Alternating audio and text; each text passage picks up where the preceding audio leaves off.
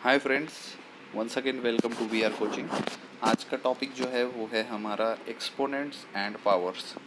तो एक्सपोनेंट होते क्या है, तो यहाँ पे देखिए डेफिनेशन लिखी हुई है कि it is a quantity representing the power to which a given number or expression is to be raised.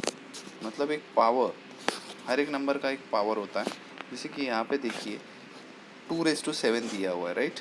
2�7 है, जिसमें जो 7 है वो है हमारा एक्सपोनेंट, राइट। इसको थोड़ा फर्दर और इजी करते हैं हम। देखिए यहाँ पे एक्सपोनेंट्स पता कर रहे हैं हम लोग, लेकिन यहाँ पे देखिए कि क्या दिया हुआ है, 3 × 3। ओके, तो अभी 3 कितनी बार मल्टीप्लाई हो रहा है, 2 बार। तो हमने यहाँ पे लिख दिया 3⁻²। मतलब ये हमें यहाँ पे ऊपर की तरफ जो पावर लिखा हुआ है वो है हमारा 2। वैसे ही नेक्स्ट स्टेप में देखिए क्या किया है, 3 को 3 टाइम्स मल्टीप्लाई किया और यहाँ पे लिख दिया 3⁻3। नेक्स्ट वाले एग्जाम्पल में 3⁻7 कर दिया। और अगर ए को मल्टीप्लाई करता हूँ मैं n number of times, okay, n number of times, मतलब हमारे पास फिक्स्ड नंबर नहीं कि a को हम कितनी बार मल्टीप्लाई करने वाले, तो इसलिए हम लोग यहाँ पे लिखते हैं a⁻n। ओके, अब यहाँ पे जो ये a⁻n है, इसमें n जो है वो है हमारा एक्सपोनेंट और बेस जो है वो है a। वैसे ही ये जो एग्जाम्पल था, इसमें बेस जो है हमारा है 3 और एक्सपोनेंट है हमारा 7। यहाँ पर भी वही सेम, बेस है 3, एक्सपोनेंट है 3। यहाँ पर क्या होगा, बेस होगा 3, एक्सपोनेंट होगा 2। तो आपको समझ गया कि एक्सपोनेंट क्या है। तो एक्सपोनेंट है हमारा जो पावर है, जो नंबर, जो बेस लिखा हुआ है उसके ऊपर का नंबर, वो है हमारा एक्सपोनेंट।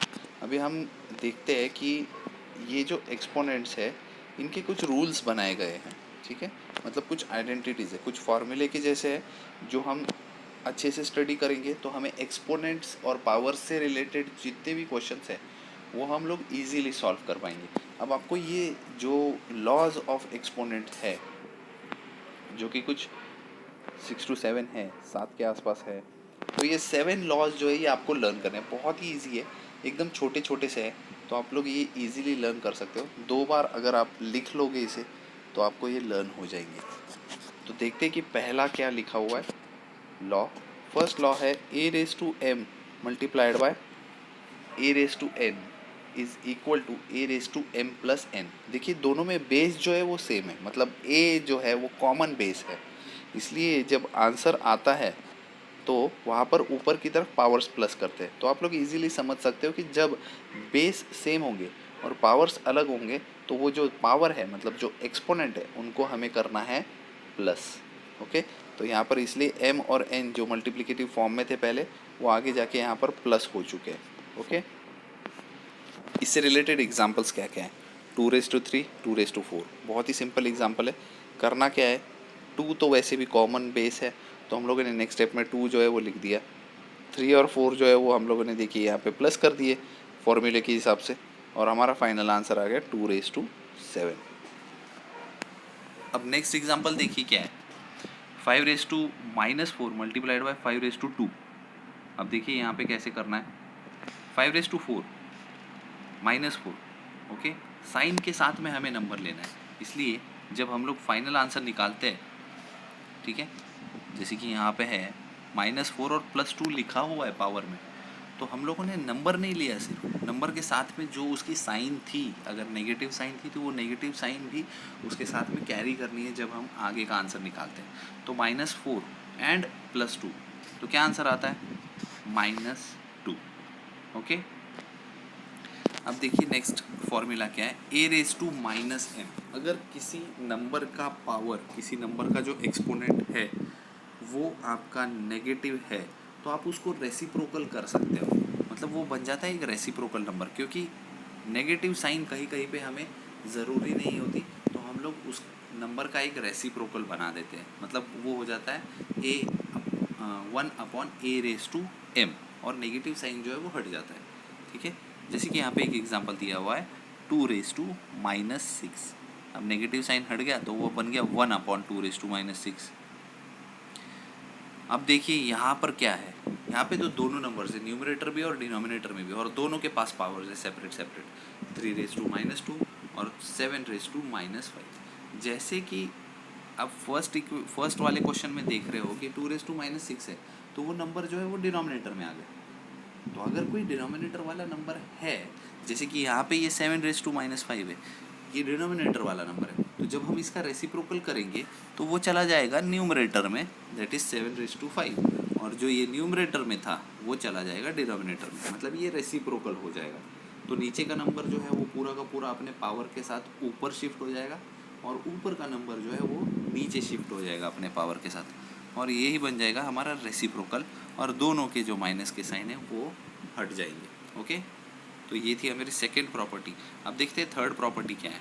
तो थर्ड प्रॉपर्टी में देखिए कि a⁻m अपॉन a⁻n, अपॉन मतलब कि डिवीजन। तो जैसे कि हमने फर्स्ट प्रॉपर्टी में मल्टीप्लाई किया था, सेकेंड प्रॉपर्टी में डिवीजन है, थर्ड प्रॉपर्टी में डिवीजन है। तो देखिए मल्टीप्लिकेशन में हमने पावर्स को किया था प्लस, और यहाँ पर हम क्या कर रहे हैं, पावर्स को कर रहे हैं माइनस। ठीक है, तो बहुत ही सिंपल है, सेम जो फर्स्ट वाले प्रॉपर्टी में किया था वैसा ही कुछ कर रहे हैं, बीच में दोनों पावर्स के माइनस का साइन होना चाहिए और आंसर आना चाहिए। देखते फोर्थ प्रॉपर्टी क्या है। अब देखिए यहाँ पे दिया हुआ है, अगर एक ही बेस है और बेस के ऊपर पहले से एक पावर है, मतलब एक एक्सपोनेंट पहले से ही है, और उसके बाद लग गया है ब्रैकेट, और फिर बाहर है और एक पावर, मतलब जैसे कि यहाँ पे दिया हुआ है a⁻m multiplied by n, raise to है दोनों, तो क्या हो जाएगा कि दोनों पावर्स जो है वो मल्टीप्लाई हो जाएंगे। देखिए यहाँ पे एग्जांपल्स में भी देख सकते हैं हम लोग, 3⁻2 मल्टीप्लाइड बाय रेस टू 4, तो आंसर क्या आता है 3⁻2 इंटू 4, आंसर आएगा 3⁻8। ठीक है, वैसे ही यहाँ पे सेकंड एग्जांपल में भी वही सेम चीज़ की है, हमने मल्टीप्लाई कर दिए पावर्स को। ओके, फिफ्थ पे आ जाते हैं। फिफ्थ पे दिया हुआ है a⁻m मल्टीप्लाइड बाय b⁻m। तो अभी देखिए यहाँ पर क्या किया गया है, यहाँ पर बेस जो है वो अलग है, लेकिन भाई पावर जो है वो दोनों के दोनों सेम पावर्स थे, तो पावर्स को हमने सेम कर दिया, बेस को कर दिया मल्टीप्लाई, 3⁻2 4⁻2, 3 और 4 मल्टीप्लाई हो गए, आंसर आ गया 12, और ऊपर जो पावर था वो तो कॉमन था, तो वो 2 कॉमन जो है वो लास्ट तक रहेगा। सिक्स्थ देखते हैं, सिक्स्थ में क्या है। जैसे यहाँ मल्टीप्लिकेशन था फिफ्थ में, वैसे ही यहाँ पर डिवीजन है। ठीक है, तो डिवीजन में भी हम लोग कुछ चेंजेस नहीं कर रहे, जो अपॉन में लिखा हुआ था वो अपॉन में ही लिखने वाले हैं हम लोग। तो देखिए अपॉन में जैसा कि लिखा हुआ है 2/5, दोनों का एक कॉमन ब्रैकेट ले लिया हम लोगों ने यहाँ पे, और बाहर लिख दिया 3, तो कुछ भी चेंजेस नहीं हुए। अब लास्ट प्रॉपर्टी बहुत ही इंपॉर्टेंट है, छोटी सी ये प्रॉपर्टी बट इम्पॉर्टेंट भी है उतनी ही। a⁻0 is equal to 1, which means anything, any number or any number raise to 0, anything raise to 0, the answer will always be 1। अब यहाँ पर 100 रेज टू भी होगा, 100 रेज टू 0, उसका आंसर भी आंसर आएगा 1 ही आएगा। आप कितना भी बड़ा नंबर ले लो, नेगेटिव नंबर भी दिया हुआ है देखिए यहाँ पे -13 रेज टू 0, उसका भी आंसर 1 आएगा। तो किसी के भी पावर में अगर 0 आता है तो उसका आंसर आप डायरेक्टली 1 ही लिखोगे। अब आ जाते कुछ एक्सरसाइज के क्वेश्चंस पे और देखते हैं कि वो क्वेश्चंस क्या क्या है। ओके, देखिए कहीं पे आप प्रॉपर्टीज़ लिख भी सकते हो कि हाँ हम लोगों ने ये प्रॉपर्टी यूज़ की है और ये प्रॉपर्टी यूज़ करके हमने ये आंसर फाइंड आउट किया है। चलिए देखते हैं पहला क्वेश्चन क्या है। क्वेश्चन दिया हुआ है 4/7 whole raise to 7 multiplied by 4/7 raise to 2। Okay, अब देखिए यहाँ पे आपको सिंपली पता चल रहा है कि भाई है तो बेस सेम और पावर से अलग अलग, तो हम लोग पहले ही जो आइडेंटिटी है वो यूज़ कर लेते हैं, जिसकी वजह से क्या हो जाएगा कि जो पावर्स है वो प्लस हो जाएंगे। तो 7 + 2 आंसर क्या आने वाला है, फाइनल आंसर आएगा 9। ओके, सिंपल क्वेश्चन था। नेक्स्ट देखते हैं। ठीक है, नेक्स्ट में क्या है, देखिए नेक्स्ट क्वेश्चन दिया हुआ है कि 3/2 raise to 2 multiplied by 2/3 raise to 2, दोनों के पावर सेम है। ओके, अब या तो आप इसको नॉर्मल जो कोई आइडेंटिटी मालूम ही नहीं है तो हम लोग इसको नॉर्मली भी कर सकते हैं, डायरेक्टली सॉल्व कर सकते हैं। अगर वैसा नहीं करते तो हम लोग वो जो प्रॉपर्टी यूज़ की थी हमने, प्रॉपर्टी क्या थी, a raise to m multiplied by b raise to m, यहाँ पर क्या था, पावर सेम था, is equal to a b साथ में एक ब्रैकेट के अंदर और ऊपर लिखेंगे हम एक बार वो पावर। तो देखिए आप यहाँ पर देख सकते हो कि यहाँ पे पावर सेम है लेकिन बेस अलग अलग है।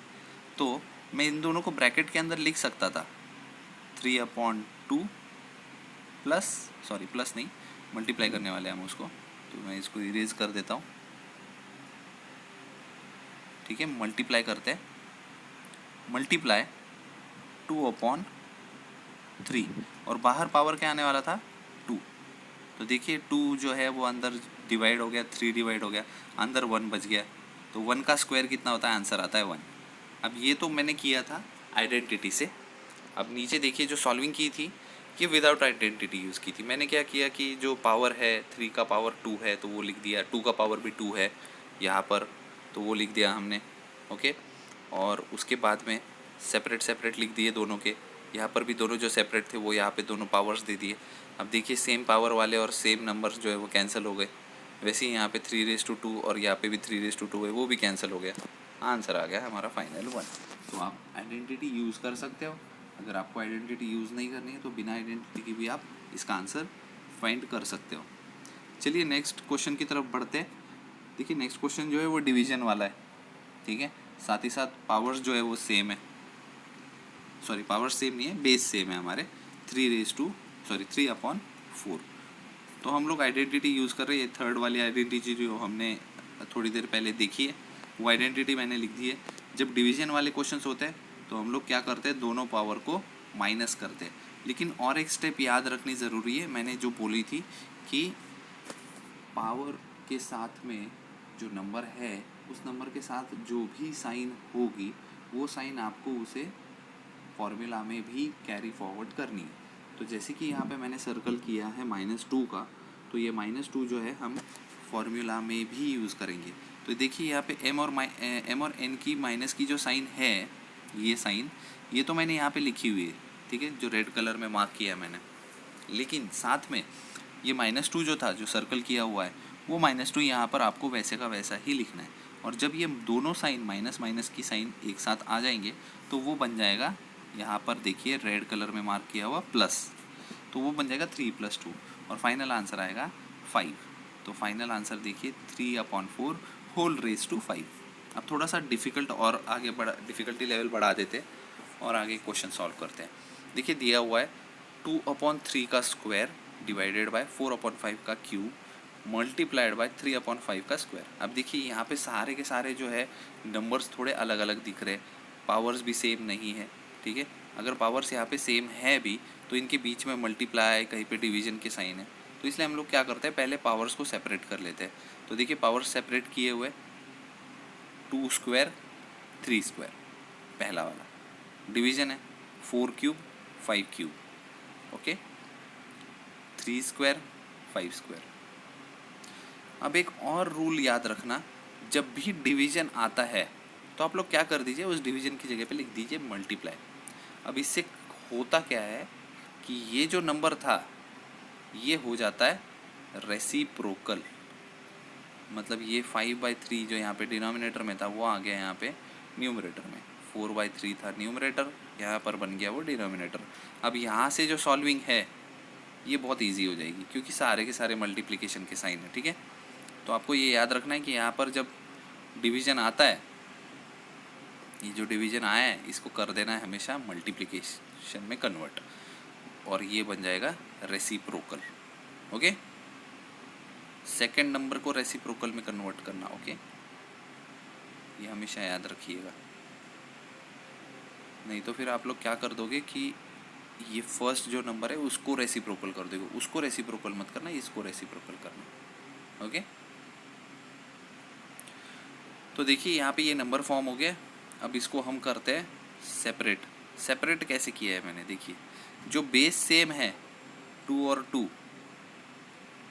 ठीक है, अब 2 2 और 2 तो नहीं है, यहाँ पे 4 है। देखिए जो ये अंडरलाइन किया हुआ 4 है, उसका मैंने एक्सप्लेनेशन यहाँ पे दिया है कि भाई 4 को हम 2 के फॉर्म में कैसे कन्वर्ट कर सकते हैं। तो 4 मतलब क्या होता है भाई, 2 का स्क्वायर होता है, और बाहर पहले से पावर है 3, तो 2 पावर से मतलब ये दोनों के दोनों हो जाएंगे मल्टीप्लाई होके वो हो जाएगा 2 रेज़ टू 6। जो ये 2 रेज़ टू 6 यहाँ पे लिखा हुआ है वो मैंने यहाँ पे ले लिया, ठीक है। तो ये जो सेम बेस वाले हैं ये दो नंबर साथ में आ गए। अभी देखिए 5/3 था यहाँ पे, और दूसरा नंबर था यहाँ पे, ये देखिए ये दोनों यहाँ पे लिख दिए। लास्ट जो थे वो 3/2, और यहाँ पे नीचे जो था ये 3/2, ये भी यहाँ पे लिख दिया। अब देखिए ये दोनों तो कैंसिल होके 1 हो जाते हैं, राइट, 1 तो हो गए। चलिए इसका काम तो हो गया 1। अब आ जाते इन दोनों की तरफ, इन दोनों में अभी देखिए अपॉन में मतलब कि हम लोग थर्ड प्रॉपर्टी यूज़ कर रहे हैं माइनस वाली, तो माइनस वाली प्रॉपर्टी यूज़ करके हम लोगों ने माइनस किया। अब देखिए हमेशा याद रखिए जो न्यूमरेटर है वो पहले लिखा जाता है, डिनोमिनेटर हमेशा बाद में लिखा जाता है। दोनों के बीच में माइनस की साइन है, माइनस करके आंसर क्या आता है -4, और 3 और 2 को माइनस करके आंसर क्या आता है 1। तो ये हमारा है फाइनल आंसर, ओके। इसको आप चेंज भी कर सकते हो। चेंज कैसे कर सकते हो इसको, तो देखिए मैंने क्या बोला था कि अगर नेगेटिव साइन है तो हम उसको क्या लिखते हैं, पॉजिटिव में लिखते हैं। पॉजिटिव में कैसे लिख सकते हैं, तो पॉजिटिव में लिखेंगे 5 जो कि पहले से पॉजिटिव में है, अपॉन 2/4, ओके। तो ये थे कुछ क्वेश्चंस हमारे फर्स्ट एक्सरसाइज में के एक्सपोनेंट से रिलेटेड। आपको जो भी डाउट्स होंगे आगे के क्वेश्चंस भी सॉल्व कीजिए। इन्हीं सारे लॉज ऑफ एक्सपोनेंट्स के ऊपर सारे क्वेश्चंस है, ये लॉज अच्छी तरीके से यूज़ कीजिए, थोड़ा अपना लॉजिक भी लगाइए, उससे जल्दी सॉल्व होंगे ये क्वेश्चंस। और आगे के एक्सरसाइजेस के लिए मैं वीडियोस बनाने ही वाला हूँ, तो वो भी देखते रहिए। जितने भी व्यूअर्स हमारे हैं जो देख रहे हैं वो VR कोचिंग को सब्सक्राइब भी कर दीजिए, क्योंकि जब भी कोई नया वीडियो आएगा तो आप तुरंत उसके नोटिफिकेशंस देख पाओगे और वो वीडियो देख सकोगे, ओके। Thank you.